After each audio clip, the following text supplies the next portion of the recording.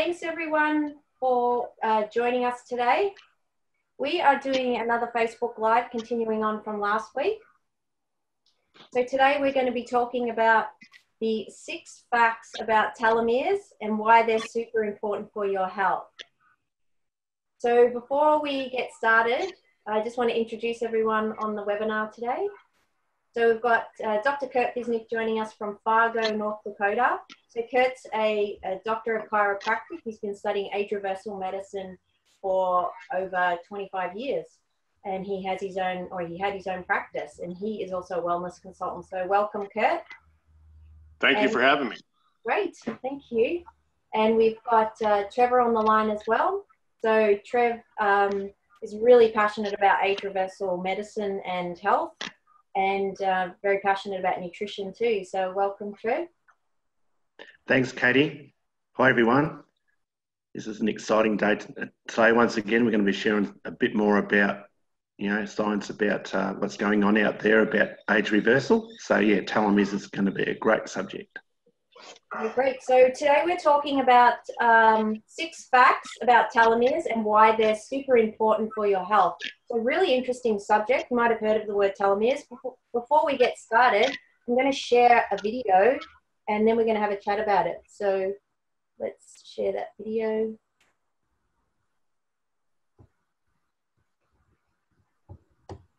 Just bear with me. Thank you.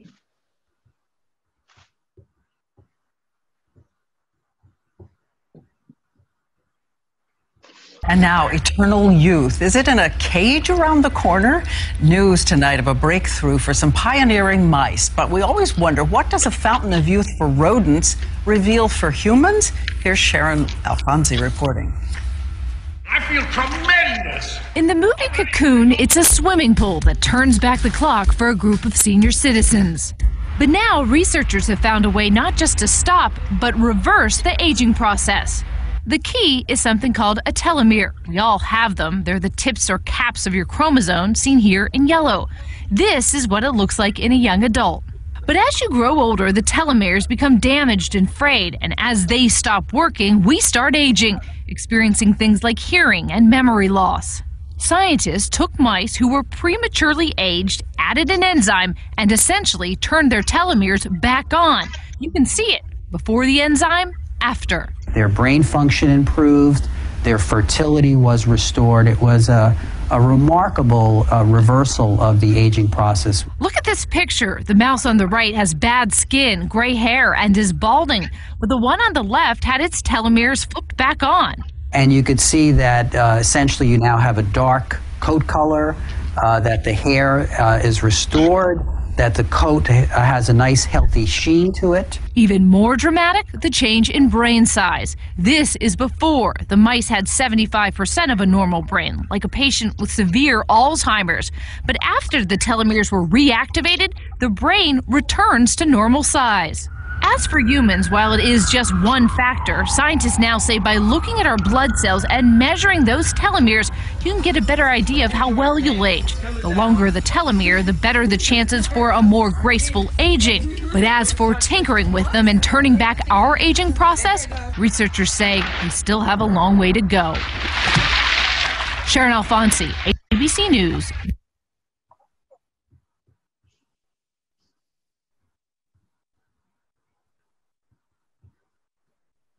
So I've just paused the video. Can you guys see me?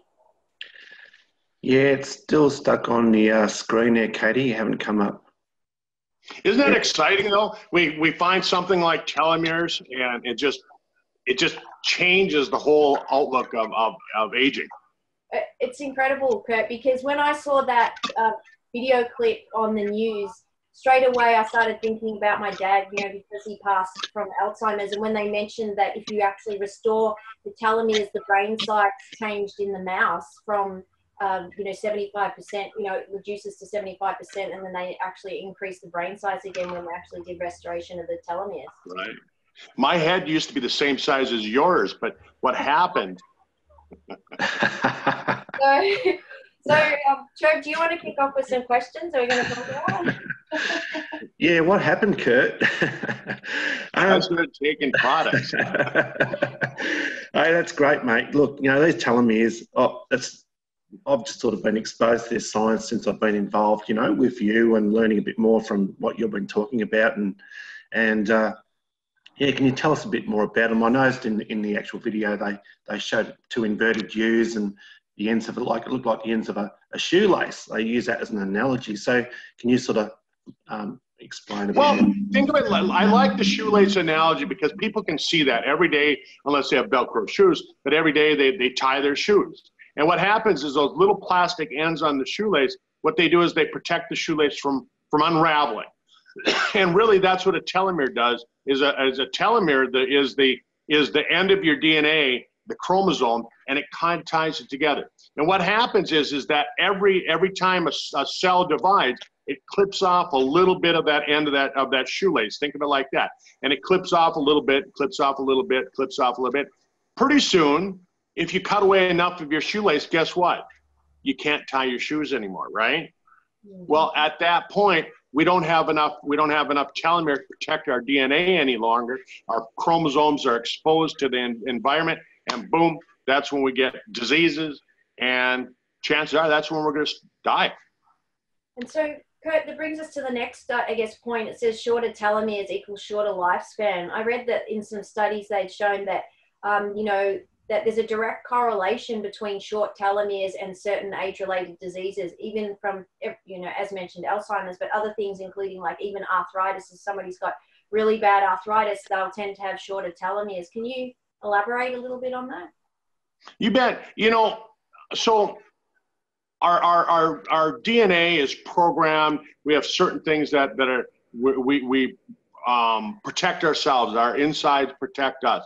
And what happens is when those telomeres aren't long enough to provide that protection any longer, what happens is we start getting aging diseases, arthritis, Alzheimer's, cancer, memory loss, even appearance of aging, and all these different things that you just think of that older folks have problems with, right?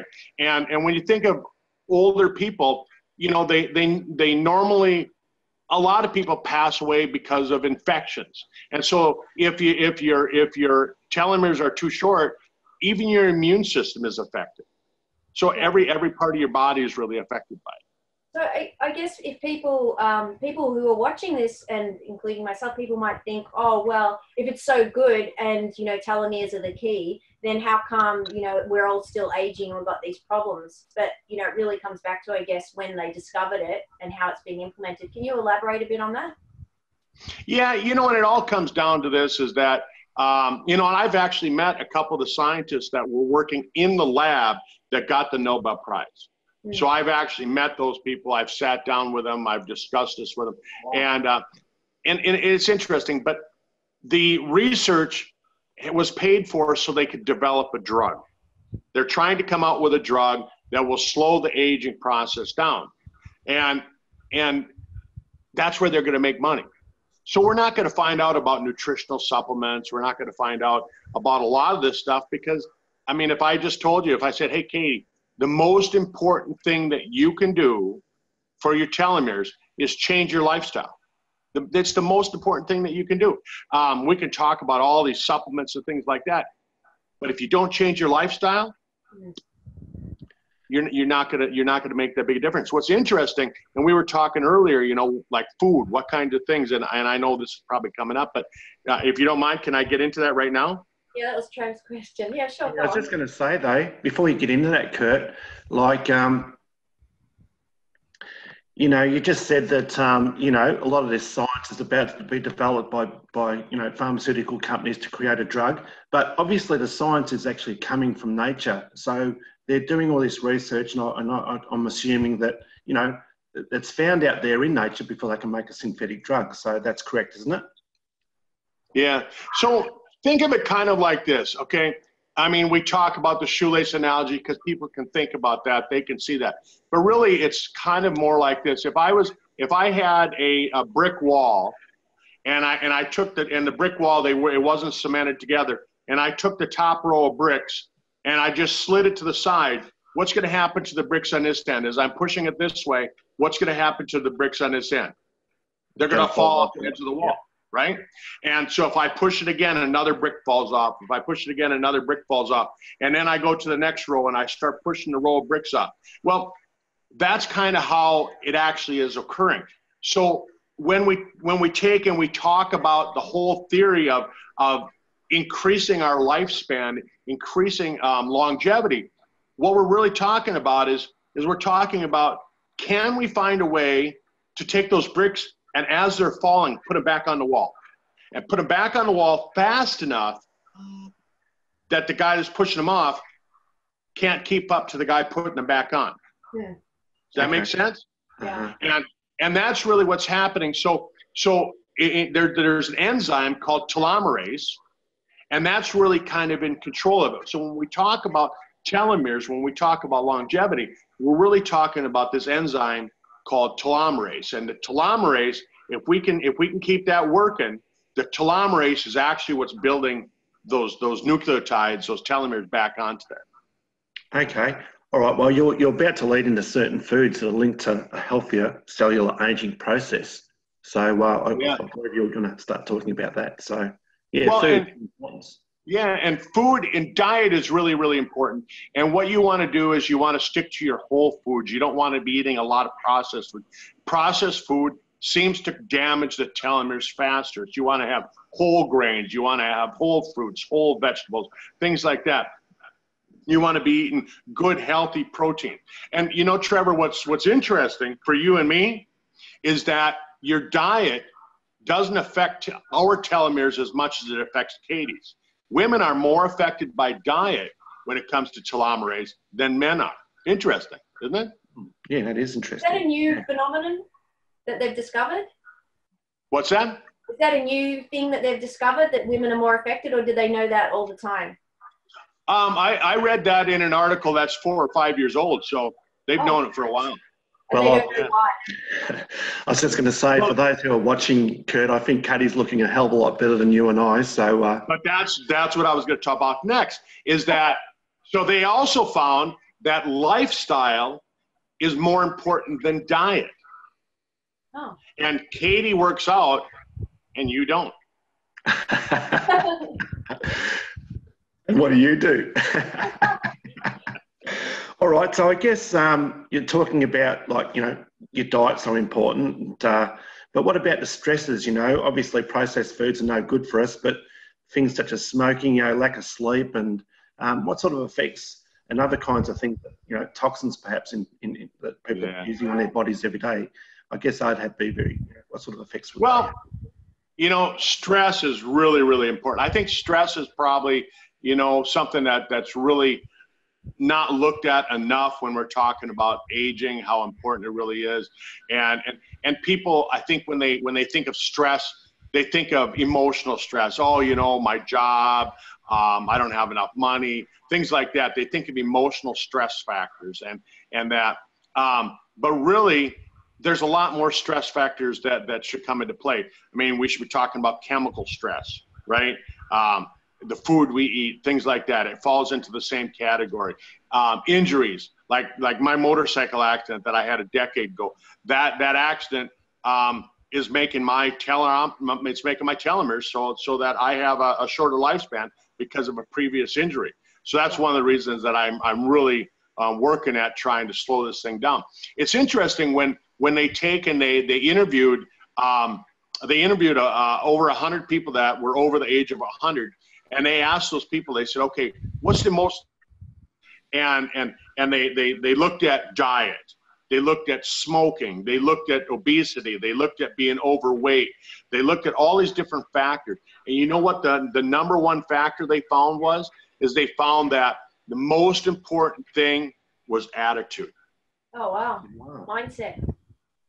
Mindset. Most important thing. Wow. Awesome. All right, so you mentioned about exercise and how Katie's looking so much better than you and I because of the fact that she exercises.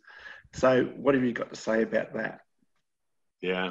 Well, exercise actually, when you take a look at it, I remember when I first started talking about telomeres and I started talking about telomerase, my son was in his first year of medical school at the time.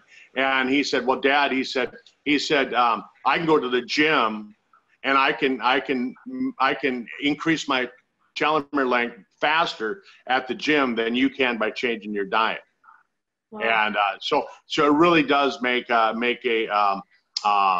big difference. And so what the scientists are saying is that if we can all get a moderate aerobic exercise in 45 minutes long, 3 times a week, 45 minutes long, 3 times a week, that's they found that that's almost the perfect amount of exercise to help with longevity.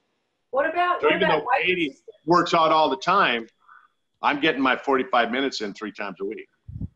But Dr. Curt, what about weight resistance exercise and muscle? Because if you do cardiovascular 45 minutes, you're not really breaking down that muscle fiber as the same as you're doing resistance or weight. See, but that's a whole different thing. I mean, are you talking about bodybuilding or are you talking about longevity? And when it comes to longevity, yeah. When it comes to longevity, the scientists are saying, and I looked this up so that I could have this down. I'm reading it off my cheat sheet here. 3 times a week, 45 minutes, aerobic exercise. Okay, excellent. And they say if you do a variety of different kinds of exercise, it even makes it work better. So if you can do 5 minutes of this, 10 minutes of that, 15 minutes of this, and switch it around, it's actually going to work better than if you just jump on a bicycle for 45 minutes. Well, I'm going to go do some cardio today now that you've said that. Yeah, I think I might go and join the gym now. Good reason why. Thanks, Curt. You bet. Yeah, and they're saying, check this out. They said that 3 times a week at 45 minutes, that's as good as doing marathons. Oh, wow. Okay. Wow. Okay, cool. Yep.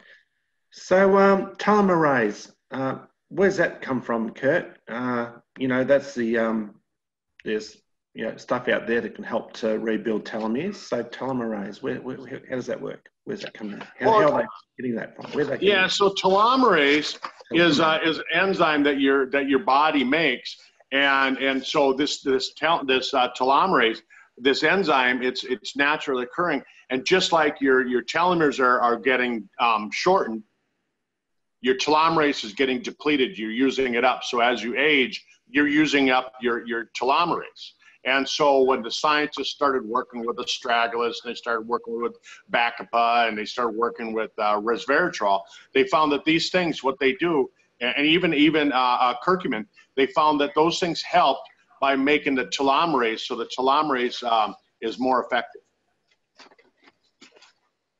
All right, great. You bet. Good stuff. Well, that sort of winds up their little talk on telomeres. You got anything to add there, Katie? Not really. I guess Curt touched on the type of ingredients you can take to extend your telomeres. So that's really important. But more importantly, after all our discussion, is that there's other things that you can do that you need to be doing before you consider that, I guess. So here's a study before we jump off the call. I wrote down this study because I thought this would be something that people that like numbers, if you like numbers, this is pretty good. So they took 100,000 people.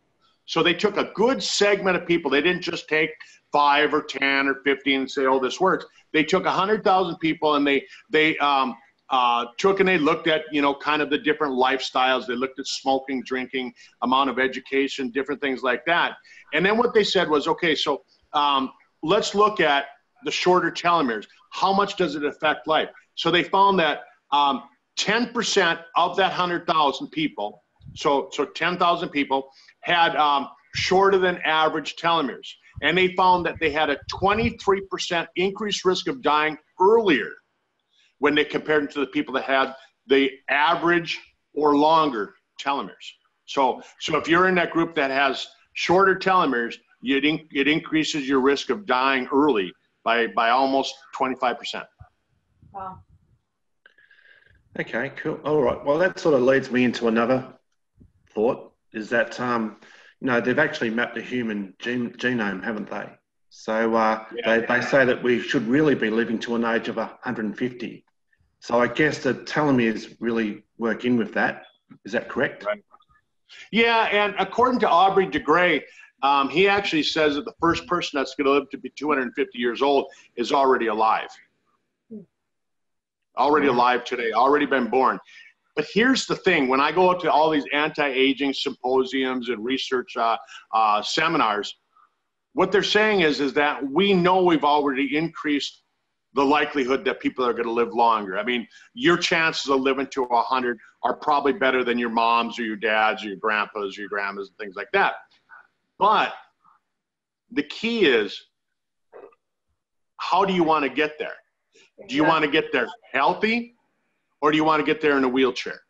Yeah. Right? And that's really where the focus is now. So we're seeing a lot of things like the studies on, like we talked about last week, the nicotinamide riboside, the stuff that I talked about on the doctor's call the other day, where I talked about the curcumin. That's the stuff that we need to concentrate on, because wouldn't you rather die at the age of 90 healthy than spend the last 20 years of your life in a wheelchair? And that's so true, Curt. It's like people, when we start talking about age reversal or living longer, it's like what you said the other day. The first thing people think, well, I don't want to live longer if I'm sick or I don't feel well. But the thing is that living longer, if you do live longer, it means that you're living healthier. And it's really about health and wellness and feeling good while you are alive. That's right. That's right. Well, great. Next week, I was thinking about stepping into like resveratrol and the importance of that. So how do you feel about that one as a subject for next week? Great. Sounds good. I'll bring the bottle of red wine. All right. Well, thanks, guys. So just before we close off the webinar, if you're watching this on the replay, we really appreciate if you can just comment where you're watching from, what part of the world. That'd be really great. And thank you for watching. I'll put a smiley face on there. Yeah, and smiley icon. Yeah, give us a wow. Wow would be good. Oh, wow. All right. Thanks, everyone.